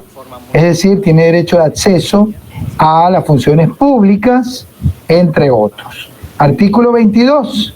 Toda persona tiene derecho a la seguridad social. Este es un derecho social, a obtener mediante el esfuerzo nacional y cooperación, habida cuenta de la organización de los recursos del Estado, la satisfacción de derechos económicos, sociales y culturales. Artículo 23. Toda persona tiene derecho al trabajo. Este es justamente otro de los derechos sociales. Toda persona tiene derecho sin discriminación al salario por trabajo igual. No es que por ser hombre vas a ganar más y por ser mujer vas a ganar menos. Si el trabajo es igual, toda persona que trabaja, o por ser nacional vas a ganar más, y si eres extranjero que no tiene papeles vas a ganar menos. Esta situación ocurre mucho. Y tienes derecho a una remuneración equitativa y satisfactoria que satisfaga fundamentalmente la dignidad. El artículo 24 establece que toda persona tiene derecho al descanso y al disfrute del tiempo libre, a una limitación razonable de la duración del trabajo y a unas vacaciones periódicas, es decir, el derecho al esparcimiento, al descanso, mientras que el artículo 25 dice toda persona tiene derecho a un nivel de vida adecuado que lo asegure, así como su familia y su salud en general. El artículo 26 de la Declaración Universal se relaciona también con los derechos de los universitarios y las universitarias, con la libertad académica. Toda persona tiene derecho a la educación, y esta educación además se establece con unos elementos específicos. El numeral 2 dice: la educación tiene por objeto el pleno desarrollo de la personalidad humana y el fortalecimiento del respeto a los derechos humanos y a las libertades fundamentales. De ahí que se vincule a la educación con la democracia y a las universidades, por ejemplo, como productoras de pensamiento crítico en base a el propiciar el estudio de las distintas corrientes del pensamiento. Cuando en un país se dice, como en el caso venezolano o cubano o nicaragüense, la universidad debe propender únicamente a construir un modelo de sociedad socialista, por ejemplo, un modelo ideológico, está destruyendo la idea misma de la universidad, que debe formar para la democracia en base a las libres corrientes del pensamiento, en base al estudio de las libres corrientes del pensamiento. Artículo 27. Toda persona tiene derecho a tomar parte de la vida cultural, el acceso a la cultura y al progreso científico. Artículo 28. Toda persona tiene derecho a que se establezca un orden social e internacional en el que los derechos y libertades proclamados en esta declaración se hagan plenamente efectivos. No sé qué pasó con las láminas, parece que se quedaron congeladas. Ya vamos por el 29. Toda persona tiene deberes, dice el 29, respecto a la comunidad, puesto que solo en ella puede desarrollarse libre y plenamente la sociedad. Y el artículo 30, muy importante, dice: nada en esta declaración podrá interpretarse en el sentido de que confiere derecho alguno al Estado o a un grupo o a una persona para emprender o desarrollar actividades o realizar actos tendientes a suprimir cualquiera de los derechos y libertades proclamados en esta declaración. Con esto termina la Declaración Universal, que ya como lo he dicho, es un ABC de los derechos humanos, tanto civiles y políticos, como derechos económicos, sociales y culturales, que en el seno de la comunidad planetaria se han proclamado. Yo quiero terminar enunciando muy brevemente el rol que tenemos como sociedad civil frente a la aprobación histórica de los objetivos de desarrollo sostenible, porque en nuestras luchas en favor de los derechos humanos tenemos que trabajar invocando los derechos, los de la Declaración Universal, pero también los de los pactos internacionales, tanto de derechos civiles y políticos como los derechos económicos, sociales y culturales. Esto es lo que se entiende como el Bill of Rights, la Carta Internacional de los Derechos Humanos, pero también debemos utilizar el estudio de estos derechos en el marco de unos objetivos que desde el año 2015 se han establecido el planeta en el marco de las Naciones Unidas, unos objetivos 2015-2030, los objetivos de desarrollo sostenible. Y esto es importante. Por ejemplo, el secretario de Naciones Unidas para entonces decía que la aprobación histórica de los objetivos de desarrollo sostenible subraya una verdad conocida desde hace mucho, que no habrá paz sin desarrollo, y el desarrollo sin paz, ni una cosa ni la otra, si no se respetan los derechos humanos. Los derechos humanos son la base, como lo preguntábamos al inicio, de la configuración de la comunidad internacional. Esto debe implicar que se entienda que son normas jurídicas internacionales que deben respetarse. La siguiente, por favor. Los objetivos de desarrollo sostenible fundamentalmente buscan proseguir estas 4 grandes tareas: erradicar la pobreza, promover la prosperidad, proteger el medio ambiente y hacer frente al cambio climático. En general, la siguiente, por favor, buscan que se desarrollen fundamentalmente estos 17 cuadraditos de colores, es decir, el fin de la pobreza, el hambre cero, el 2, buscar la salud y bienestar, el 3, la educación de calidad, el 4, la igualdad de género, el 5, buscar el agua limpia y saneamiento, el 6, energía accesible y no contaminante, el 7, el trabajo decente y crecimiento económico, el 8, la industria, innovación e infraestructura, el 9, la reducción de las desigualdades, el 10, por ahí inclusive hay mucho trabajo que se puede hacer. En el caso del trabajo de Aula Abierta y la FEDU, desde el 4, por ejemplo, con la educación de calidad hay mucho que hacer, pero también igualdad de género, con una agenda donde en las universidades se aprueben los protocolos contra la violencia de género, entre otros. El 11, ciudades y comunidades sostenibles. El 12, producción y consumo responsable. El 13, acción por el clima. El 14, vida submarina. El 15, vida de ecosistemas terrestres. El 16, paz, justicia e instituciones sólidas. Este es el que tiene que ver directamente con la democracia y con la institucionalidad del Estado y el Estado de Derecho, con el sistema de justicia imparcial, accesible. Y el último, el 17, alianzas para lograr cada uno de los objetivos. En la siguiente lámina van a ver el desarrollo de cada uno. Yo lo que nombré fue el título, pero además cada uno tiene unos constructos, unos contenidos que es muy importante que los revisen a la hora de abordar sus investigaciones, sus trabajos en favor de los derechos humanos. Pero dicho esto, quiero agradecer infinitamente, pedirles excusas por lo rápido en abordar estos contenidos, pero bueno, en 1 hora y media es muy difícil abordar lo que probablemente años completos no son suficientes para analizar. Sin embargo, hicimos un paneo general de los derechos humanos desde los sistemas internacionales de protección. Quiero hacer un brevísimo resumen de qué hablamos.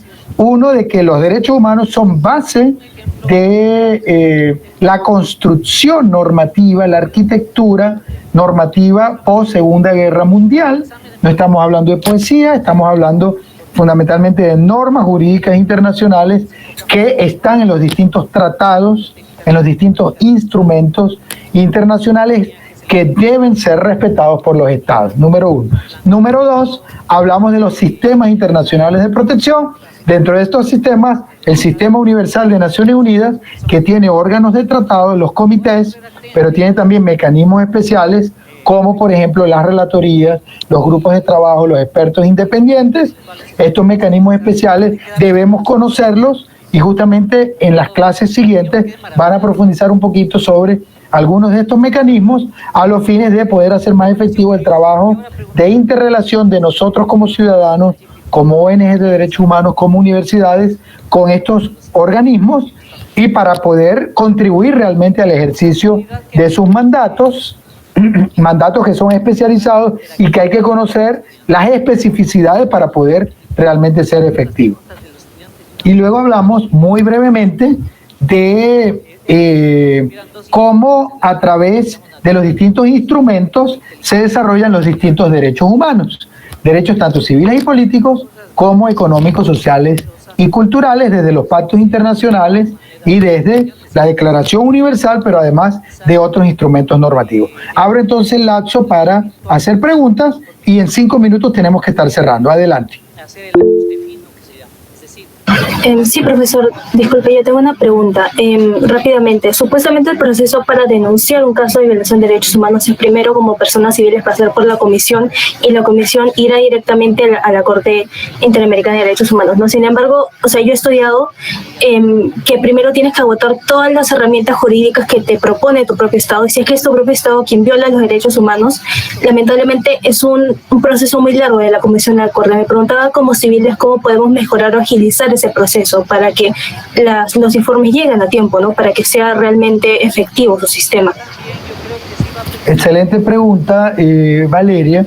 Efectivamente, para poder acudir a organismos internacionales normalmente se exige como requisito el agotamiento de los recursos internos. Ahora, este agotamiento de los recursos internos, por la interpretación de los propios órganos internacionales, no tiene fechas específicas, sino que en cada caso podrá alegarse el agotamiento de los recursos dependiendo de las circunstancias que hayan podido ocurrir. O en cualquier caso se puede alegar la imposibilidad de agotar los recursos internos, porque por ejemplo presentamos, no sé, un recurso de amparo en el caso de Venezuela, una tutela en el caso de Colombia, y esta no tuvo nunca respuesta. Tratamos de acudir ante la Defensoría del Pueblo y nunca nos respondieron. Tratamos de ejercer alguna demanda, alguna acción jurisdiccional ante un tribunal y tampoco nunca nos respondieron o nunca hubo sentencia.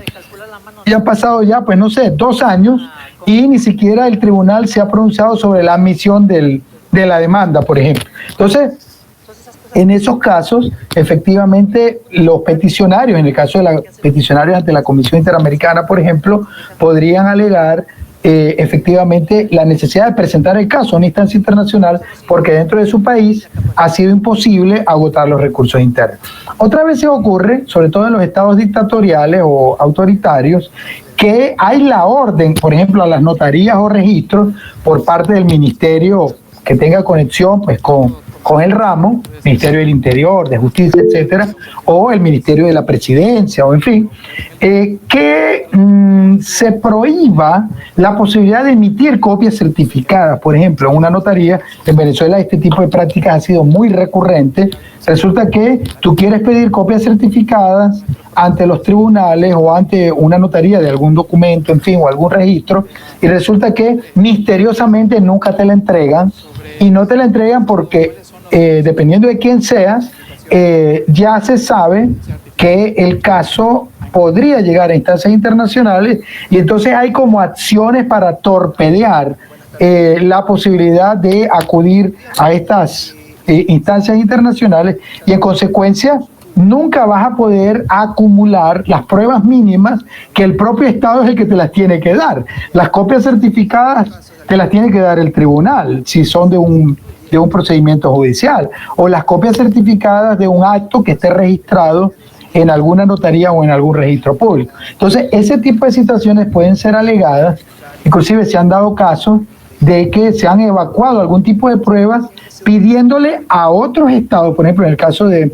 la Corte Interamericana de Derechos Humanos, que ha ventilado algunos procesos allí, pidiéndole, por ejemplo, al Estado costarricense que en razón de que en algún país no se pudo obtener algún tipo de prueba, algunas de las autoridades diplomáticas que están en ese estado pues puedan servir de fedatarios públicos de que determinada situación se pudo dar. Tomar un testimonio, por ejemplo. ¿Cómo tomas una declaración jurada si entonces el notario no te la quiere tomar, el juez no te la quiere tomar? Entonces, ¿qué hace, no? Definitivamente hay que tratar de buscar las vías para, en cualquier caso, probar que ha sido imposible agotar los recursos internos. Porque además, normalmente en nuestros países, agotar los recursos internos puede implicar que pasen muchos años, a veces más de 10. Y en consecuencia, este es uno de los elementos que puede hacer como complicado el poder acudir a órganos internacionales. Pero también está en la habilidad de la organización que puede llevar el caso, pues de probar de que han sido imposibles agotar estos recursos. Sin embargo, es uno de los desafíos, efectivamente, porque además inclusive el proceso dentro de los órganos internacionales puede durar muchos años. En el caso del sistema interamericano, a veces vemos casos donde los hechos se han cometido en una fecha y finalmente se obtuvo sentencia de la Corte Interamericana luego de muchos años. Eso lamentablemente ocurre así.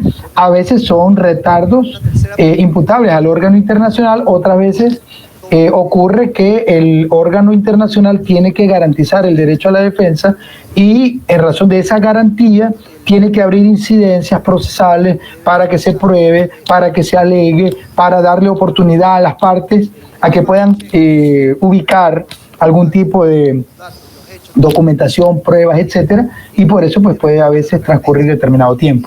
Otras veces, en el caso del sistema interamericano, ocurre la apertura, por ejemplo, de procedimientos de solución amistosa, que entonces pueden implicar inclusive que varios años pasen en negociaciones que finalmente no llevaron a nada, pero llevaron a que pasaran pues varios años y no se consigue una solución amistosa. En fin, cada caso de alguna manera pues tiene sus particularidades, pero sí creo que en cualquier caso como ciudadanos tenemos que estar siempre pendientes, alegando, probando, enviando informes, exigiéndole a los órganos internacionales que cumplan con su mandato. Probablemente en tu pregunta te referías a procedimientos judiciales, pero por ejemplo los relatores de Naciones Unidas no son jueces, no hacen procedimientos judiciales, ellos pueden recibir algún tipo de información, pero no se las podemos enviar por mail, hay que enviárselas a través del mecanismo respectivo. Y allí entonces se puede efectivamente establecer una relación muy dialéctica donde este órgano le podamos exigir que haga algún tipo de comunicación individual al Estado. En principio eso es un procedimiento entre el relator y el Estado que no se hace público, pero el relator está trabajando, o la relatora, pero luego de que esto se da y se agota, entonces podemos exigirle que haga un pronunciamiento público, que quede para la comunidad internacional públicamente, porque es un llamado de atención mundial que el relator o la relatora harían en relación a ese Estado. Igual este tipo de vinculación la podríamos tener con comités de Naciones Unidas, con el alto comisionado, participar en el EPU, por ejemplo. Colombia va a ser evaluada en este cuarto ciclo. ¿Cuántos de los colombianos presentes están produciendo informes? Porque el lapso de cierre para recibir los informes de la sociedad civil vence ya en 2 semanas. Entonces, tenemos que entender que tenemos la responsabilidad como sociedad civil de nutrir, de contribuir con el ejercicio del mandato de los distintos órganos internacionales, para que luego estos órganos internacionales no tengan solo la verdad oficial del Estado, sino que para que tengan la contraparte, que probablemente es la verdad real, porque normalmente los informes de los Estados lo que dicen son muchas situaciones exageradas de cómo cumplen los derechos humanos, mientras que los informes de la sociedad civil más bien demuestran cómo eso no es verdad y cómo violan los derechos humanos. Esos informes de la sociedad civil son necesarios porque entonces los órganos internacionales van a ver allí realmente la radiografía completa de la situación de los derechos humanos, y si no se envían, se va a quedar solo con la verdad oficial que el Estado les envió, y esa verdad oficial probablemente no tiene mucho de verdad. ¿Alguna otra pregunta? Profesor, sí, yo. Los estados que no ratifican ningún pacto, ningún tratado, ¿no tienen ninguna responsabilidad entonces con las violaciones de los derechos humanos en algún organismo internacional en algún momento? Mira, hay un principio que se llama en derecho internacional el principio pacta sunt servanda, que rige justamente el deber de los estados de cumplir de buena fe los tratados internacionales que ratifican. Muchos estados ratifican tratados y luego no los quieren cumplir. Entonces, te estoy respondiendo a tu pregunta, inclusive diciéndote, imagínate que ratificándolos, los gobiernos a veces, como el caso venezolano, a veces inclusive violan el principio pacta sunt servanda, que los obliga a cumplir de buena fe el tratado que ratificaron. Muchos estados, además, cuando no ratifican el tratado, imagínate, si lo ratifican y no lo cumplen, están sometidos a una especie de escrutinio internacional, a una especie de cuestionamiento internacional, pero siguen manteniéndose en sus sillas de poder sin que realmente les pase mucho. Esto habla de una ineficacia de la comunidad internacional a la hora de exigir el cumplimiento de los derechos humanos en relación a lo que dicen los tratados. Ahora, imagínate, si esto opera así, ¿qué pasa cuando el Estado dice que no va a cumplir el tratado que no ratificó?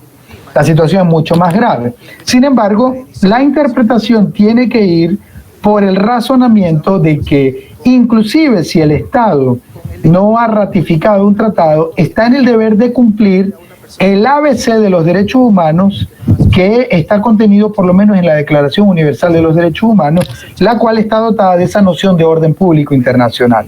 Y hacia allá tiene que caminar la humanidad. Mientras la humanidad no camine hacia allá, vamos a seguir teniendo dictaduras y regímenes autoritarios, o regímenes pueden no ser tan autoritarios que violen los derechos humanos. De manera que hay mucho camino por recorrer.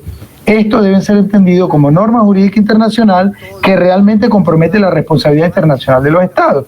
Inclusive, hay estados como el venezolano que luego de la sentencia condenatoria de la Corte Interamericana de Derechos Humanos ha dicho descaradamente que no la va a cumplir. Y los tratados respectivos lo obligaban a cumplirlo. Pero ¿qué pasa? No hay una fuerza interplanetaria, no van a venir los marcianos a sancionar a los representantes de los gobiernos. Es en el seno de la comunidad internacional. En el seno de la OEA esto se ha dicho, y en el seno de la OEA inclusive se ha sancionado efectivamente a Venezuela por el incumplimiento de normas mínimas en relación a la democracia y a los derechos humanos. Y sin embargo el gobierno sigue allí y sigue además legitimándose frente a la comunidad internacional. Es decir, sí hemos avanzado a partir de la Segunda Guerra Mundial, pero justo en ese tema que tú abordaste está el problema de la ineficacia todavía total de estos mecanismos. Hay que caminar hacia otro estadio, pero claro, la pregunta es, ¿y quién, si no los representantes de los gobiernos, van a levantar las manos en el seno de las asambleas generales de las organizaciones justamente para tomar decisiones? O sea, son esos presidentes los que violan los derechos humanos que luego negocian cómo van a votar en el seno de las asambleas generales de la ONU, de la OEA, por ejemplo. Y entonces, claro, ahí hay un tema de que hay que construir realmente una cultura de respeto de los derechos humanos.